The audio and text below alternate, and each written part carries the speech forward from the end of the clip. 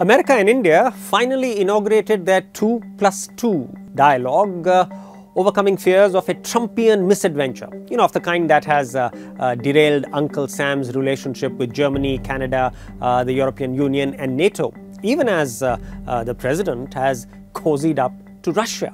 Now there's another 2+2 or four lessons of history that America and India must always remember, and that is far more crucial than any diplomatic architecture. Now, history lesson number 1.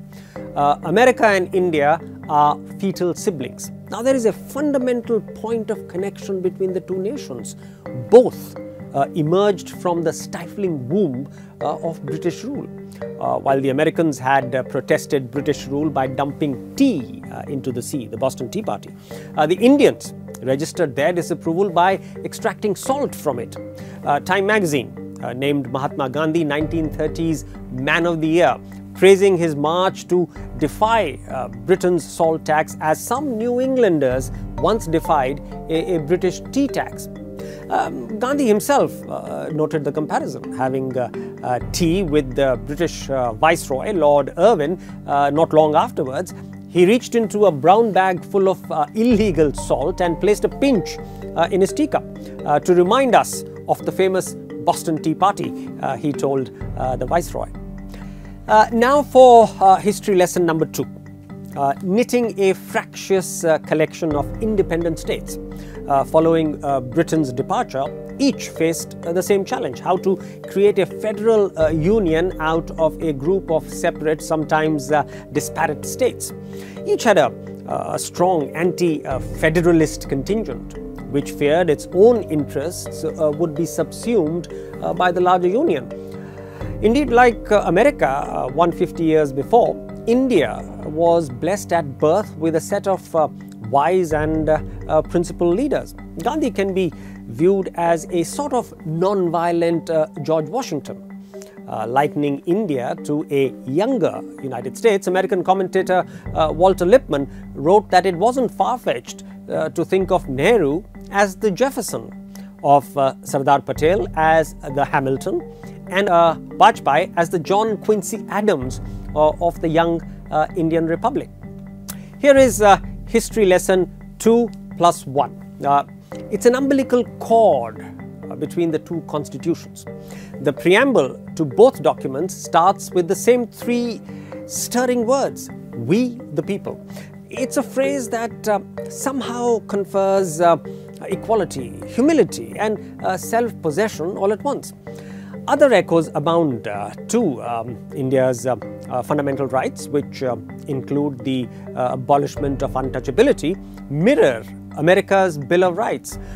Both guarantee freedom of speech, though India's does not explicitly mention the press, and the right of citizens peaceably to assemble, that's America, or to assemble peaceably, that's India's.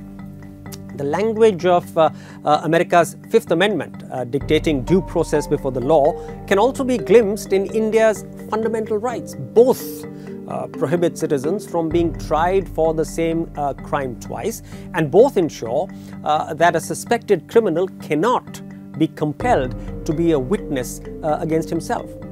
Even the minimum age requirements for president, that's 35, and parliament, that's 25, are the same as America's. Finally, history lesson 2+2, that's history lesson 4.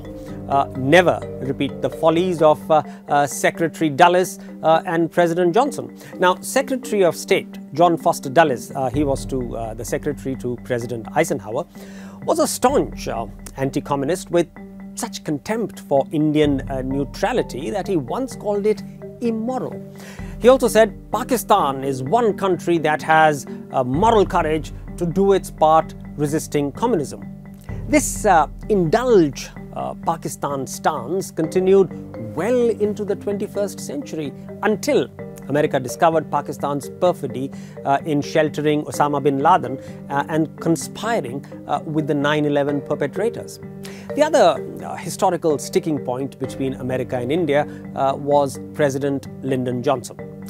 when Delhi came asking Washington in 1965 to shore up its wheat aid program known as PL 480, President Johnson said no.